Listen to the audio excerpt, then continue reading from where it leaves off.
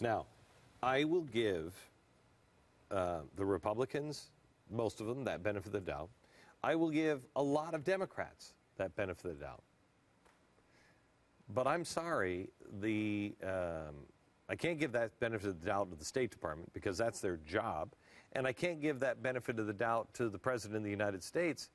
He was elected as a guy who understands the Middle East, understands the Muslim world, understands Egypt. He speaks that language in many ways. So how are these guys getting into the White House? And what is the plan? And what is happening here?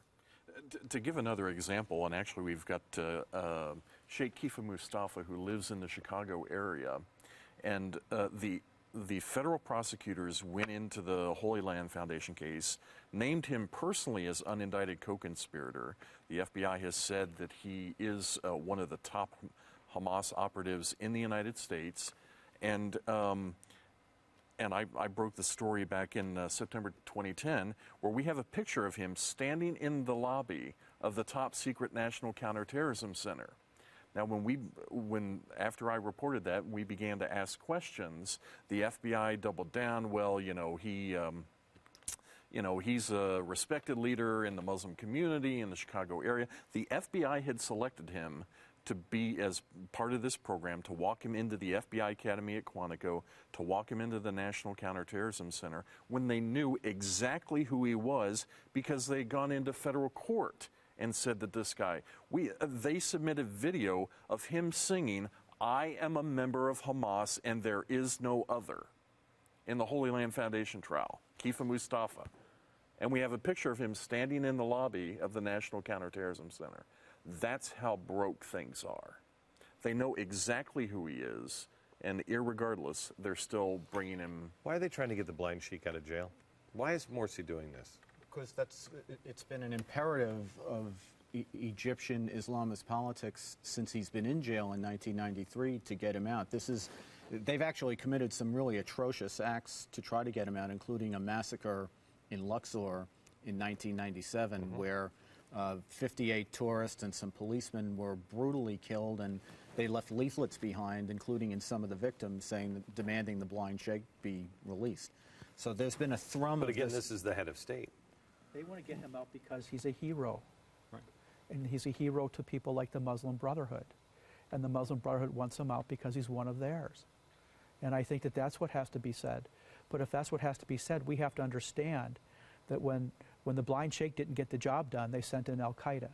Okay, so when we're talking about who they want out, first of all, if he doesn't get released, you can just bet there's going to be some act of terrorism to cause that to happen, or something that's going to cause. Do you think he'll be released? Yes, I do. You think he'll be released? Yes. You think he'll be released? After the election, yes. You think he'll be released? I do. Okay, let's start it again. If Romney wins, do you think he'll be released? Yes. If Romney wins, do you think he'll be released? Yes. If Romney wins? Not by Romney. Not by Romney, no. Well, in between the election. Oh, in between the election. Well, Holy cow. Yes, that's a big problem.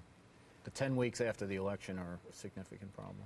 I have a briefing I give where and I used to give it in the Pentagon or in the military schools. It's called "These Aren't the Droids You're Looking For." It was a joke from Star Wars, where almost all the officers fighting the war, just like almost all the special agents in the FBI, know exactly what's going on, and they find they're getting shut down by people up on high. They're trying to shut them down. What happens? How do you explain the fact that we were bringing force to bear to put Al-Qaeda basically in Libya, where the articles running at the time were people who we knew who they were. We knew who they were. Same with Egypt. Same with Syria today. We know this is a Muslim Brotherhood / Al-Qaeda operation. We're literally putting people in there who, by name, we know many of these people. I know I'm asking you to speculate on something you guys don't have firsthand knowledge of, but my staff member had a conversation with somebody very well respected. Said, and I opened the show with this: we're not looking at civil unrest. We're looking at a revolution. Anybody care to comment on what that means or what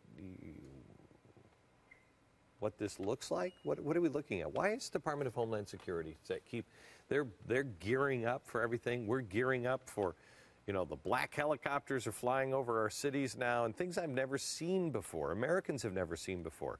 Is that something on the ground that is happening with the, you know, Weather Underground wannabes of today, or is this something that's internal? You say, you know, the blind sheik's not released, we're going to have a terrorist strike. What are we looking at? Any ideas? Well, look, I think if they could hit us as far as a terrorist strike was concerned, they would do it. I don't think that they need the blind sheikh to be released to cause that. But we are looking at a current throughout the world, including in our own country, of ground-up revolution. The Muslim Brotherhood's plan is ground-up revolution. Nothing, you know, we look at this 1991 explanatory memo you were talking about. You know, the words that they use themselves. I mean, they tell us flat out here, the Ikhwan is the Muslim Brotherhood.